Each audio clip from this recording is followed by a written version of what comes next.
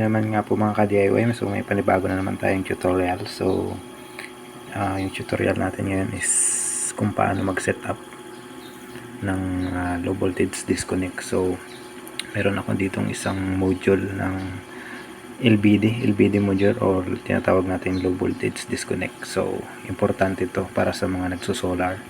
So ito yung pinakang magiging relay natin para sa paglobat ang ating battery.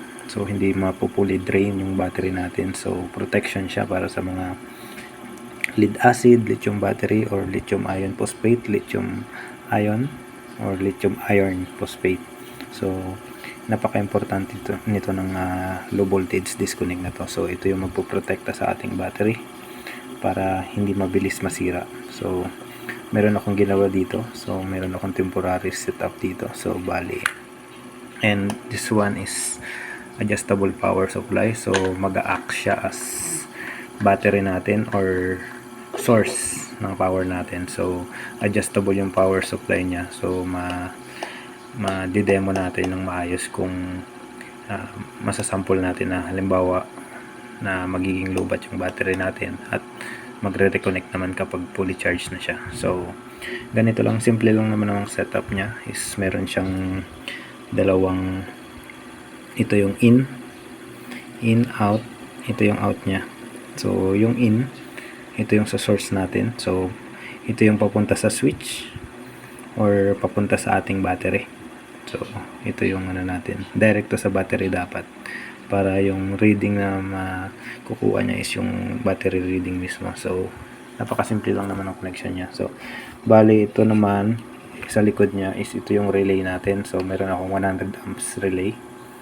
So mechanical relay to. So nilagyan ko ng butas kasi umiinit to. So para pumasok yung hangin. And then napakasimple lang naman ang connection niya. So ang from module, so ito yung out niya, positive and negative. So bali may polarity to.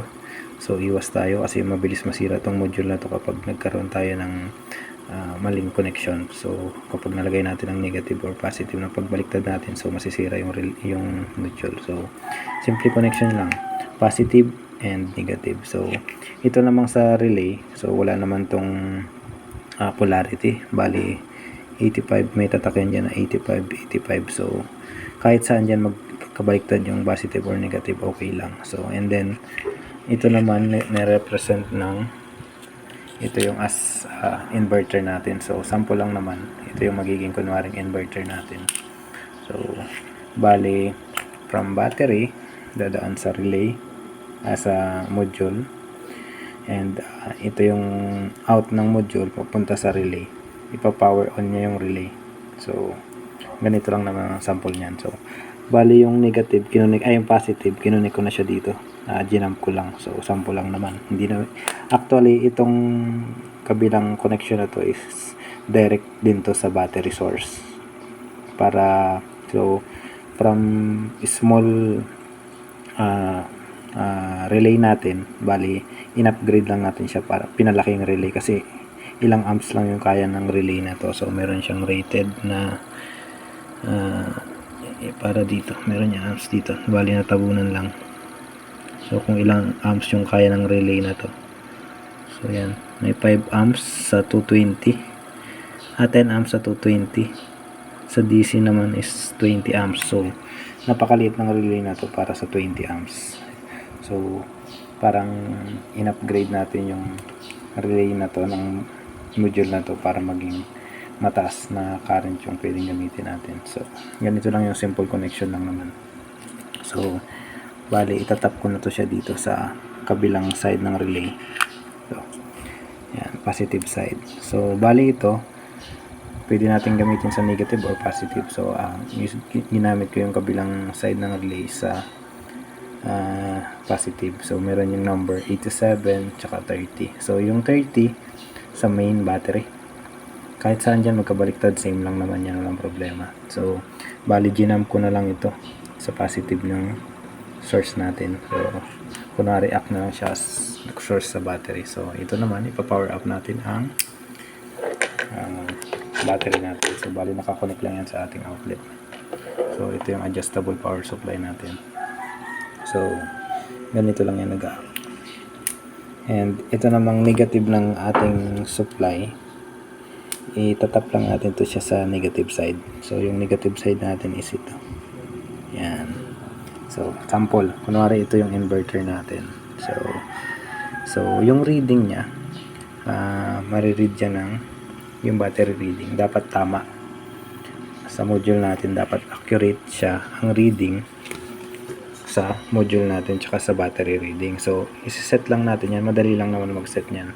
So, bali, ang pag-set ng module na to is napakasimple lang. So, may dalawang button lang siya.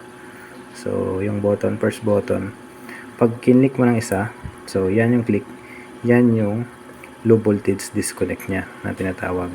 Yan, 12.5. So, kapag sinet natin siya ng pag-click natin, click isa, tapos sunod ng dalawang click.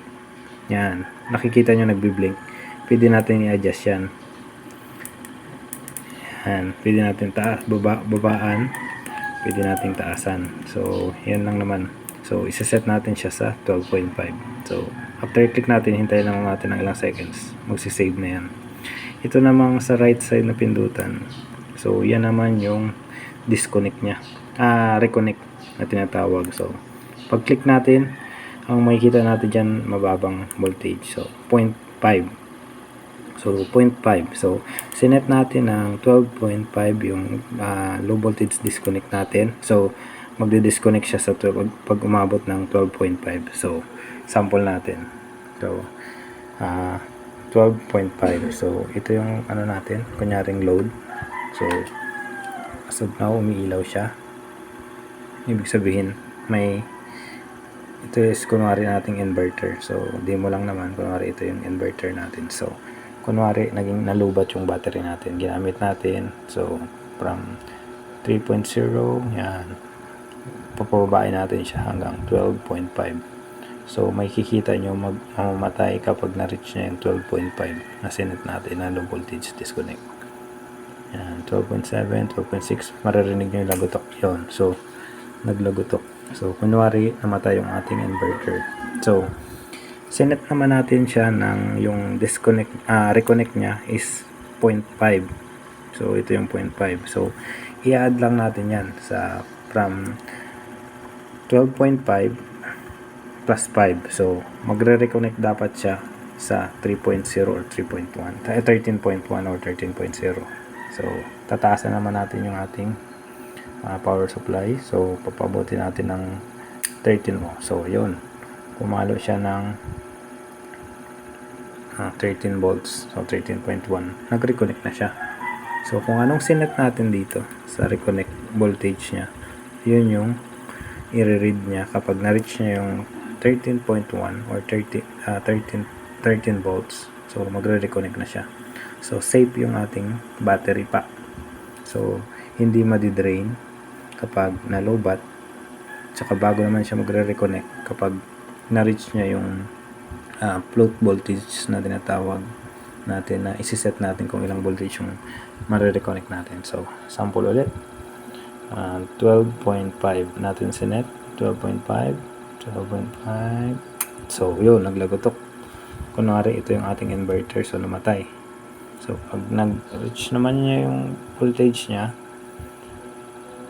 na-reach na naman ng yun, connect na naman. So, automatic, mamamatay ang ating inverter.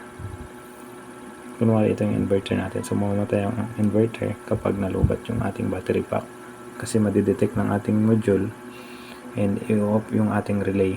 So, automatic mamamatay. So, kapag na-reach na naman ang voltage na reconnect na, is automatic on na naman siya. So, yun lang. Napakasimpleng setup lang naman to.